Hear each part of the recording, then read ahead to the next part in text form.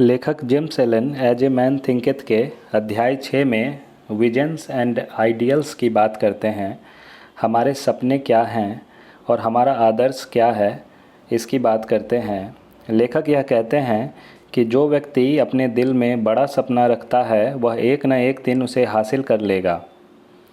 उदाहरण के रूप में लेखक यह हमें बताते हैं कि कोलंबस ने दूसरी दुनिया खोजने का सपना संजोया था और उसने अंततः इसे खोज ही लिया। कोपरनिकस ने ज़्यादा बड़े ब्रह्मांड का स्वप्न संजोया था और आखिरकार उन्होंने इसे खोज ही लिया। गौतम बुद्ध ने बेदाग सौंदर्य और पूर्ण शांति के आध्यात्मिक जगत का स्वप्न देखा था और वे इसमें दाखिल हो ही गए। लेखक कहते हैं कि अपने सपने संजोएं, अपने आदर्श को सहेजें, उस संगीत को सराहें जो आपके दिल के तार पर झनझनाता है, उस सुंदरता को सराहें जो आपके दिमाग में आकार लेती है और उस सौंदर्य को भी सराहें जिसमें आपके सबसे शुद्ध विचार लिपटे हुए हैं, क्योंकि उन्हीं से सभी तरह की सुखद स्थितियां पैदा होंगी, उन्हीं से स्वर्ग जैसा संसार बनेगा।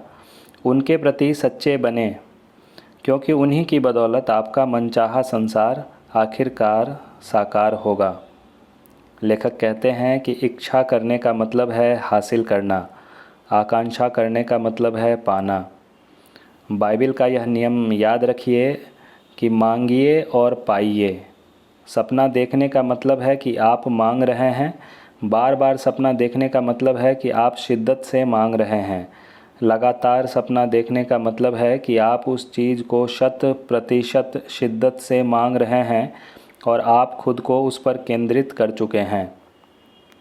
ऊंचे सपने देखिए, क्योंकि आप जैसे सपने देखते हैं वैसे ही बनते हैं। आपका सपना इस बात का वादा है कि आप एक न एक दिन वैसे ही बनेंगे।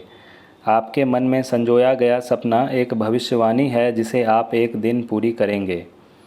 सपने वास्तविकताओं के बीज हैं, क्योंकि सपने भविष्य के वे विचार हैं जो सही समय आने पर खुद को प्रकट कर देते हैं और मूर्त रूप में साकार हो जाते हैं। हो सकता है कि आपके हालात अच्छे ना हों, मगर वे बदल जाएंगे, बशर्ते आप सिर्फ एक लक्ष्य बना लें और उस तक पहुंचने की कोशिश करें। ऐसा हो ही नहीं सकता कि आप अंदर के संसार में तो यात्रा करें लेकिन बाहर के संसार में स्थिर खड़े रहें। लेखक कहते हैं कि आप हमेशा उसी ओर झुकेंगे जिससे आप मन ही मन सबसे ज़्यादा प्रेम करते हैं। आप ही के विचारों के सटीक परिणाम आपके हाथों में रख दिए जाएंगे। आपको वही मिलेगा जिसके आप लायक होंगे, ना उससे कम ना उससे ज़्यादा। आपका वर्तमान माहौल चाहे जैसा भी हो, आप अपने विचारों, अपने सपनों के अनुसार नीचे गिरेंगे, वहीं रहेंगे या ऊपर उठेंगे। आप अपनी नियंत्रणकारी इच्छा जितने छोटे बनेंगे या अपनी प्रबल आकांक्षाओं जितने महान बनेंगे। लेखक कहते हैं कि अविचारी, अज्ञानी और आलसी लोग सिर्फ चीज़ों के मूर्त परिणाम को देखते हैं। वे अमूर्त कारणों पर गौर नहीं करते हैं, क्योंकि वे दिखाई नहीं देते हैं। इसी वजह से वे हमेशा तकदीर, किस्मत और संयोग का जिक्र करते रहते हैं। किसी आदमी को अमीर बनते देखकर वे कहते हैं उसकी किस्मत कितनी अच्छी है। किसी को बौद्धिक योग्यता हासिल करते देखकर वे कहते हैं उसे जन्मजात प्रतिभा मिली है, और किसी के संत जैसे चरित्र और दूसरों पर उसके प्रभाव को देखकर वे कहते हैं संयोग ने हर मोड़ पर उसकी मदद की है। वे उन कष्टों, असफलताओं और संघर्षों को नहीं देख पाते हैं जिनके बाद ही इन लोगों को ये परिणाम मिले। उन्हें इस बात का जरा भी अंदाज़ा नहीं होता है कि सामने वाले ने कितने त्याग किए, कितनी निरंतर कोशिश की, कितनी आस्था रखी, जिसकी बदौलत उन्होंने अजेय दिखने वाले मुश्किलों को पार करके अपने दिल के सपने को साकार किया। लेकिन सामान्य लोग सफलता के पीछे के कष्टों और दुखों को नहीं देख पाते।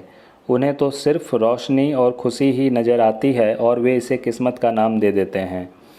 वे लंबी और कष्टकारी यात्रा को नहीं देखते हैं, सिर्फ सुखद लक्ष्य तक पहुंचने की विजय गाथा को देखते हैं। इसलिए वे इसे आसानी से खुशकिस्मती कह देते हैं।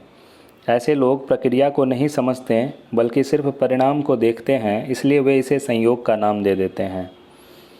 सभी इंसानी मामलों में प्रयास होते हैं और उनके परिणाम होते हैं। प्रयास की शक्ति का ही परिणाम का पैमाना है, संयोग पैमाना नहीं है। प्रतिभा और शक्तियाँ प्रयास के फल हैं। सभी भौतिक, बौद्धिक या आत्मिक उपलब्धियाँ प्रयास के फल हैं।